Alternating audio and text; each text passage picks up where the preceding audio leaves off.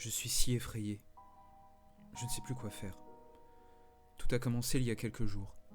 À présent, je suis seul, tout seul, enfermé dans mon sous-sol, tremblant et priant le Seigneur que, quoi qu'il puisse se trouver à l'extérieur, cette chose me laisse tranquille.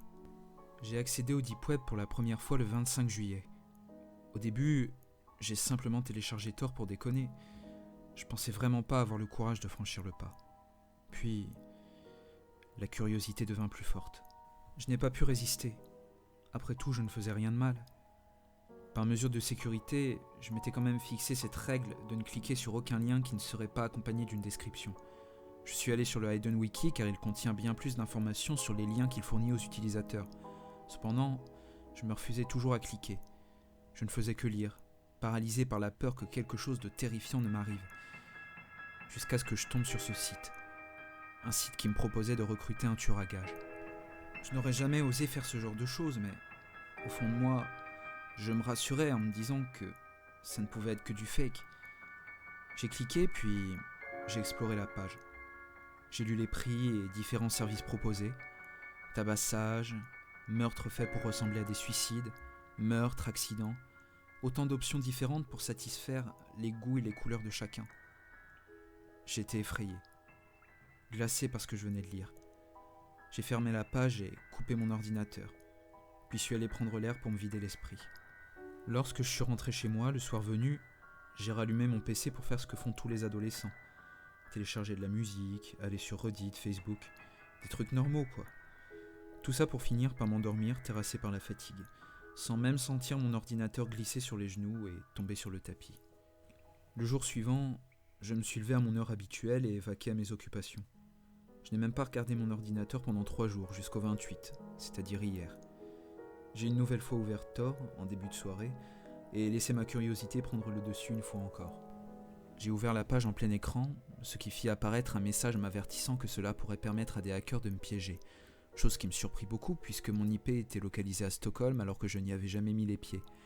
Par mesure de précaution, je diminuais la fenêtre avant de poursuivre mon exploration.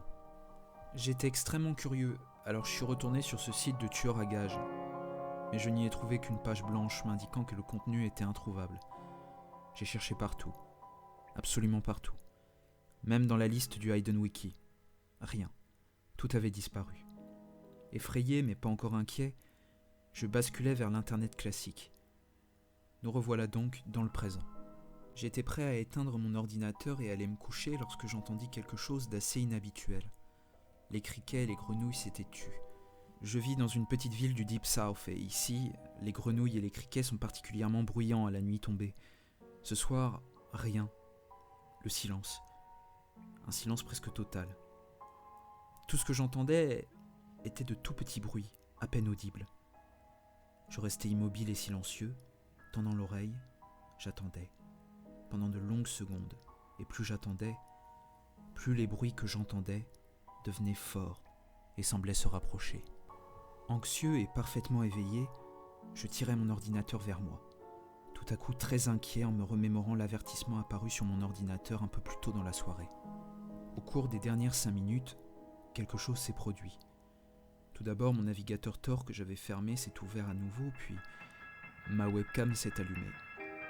Les criquets et les grenouilles sont toujours aussi silencieux et, à présent je le sais, j'en suis certain, il y a quelqu'un derrière la porte de ma chambre.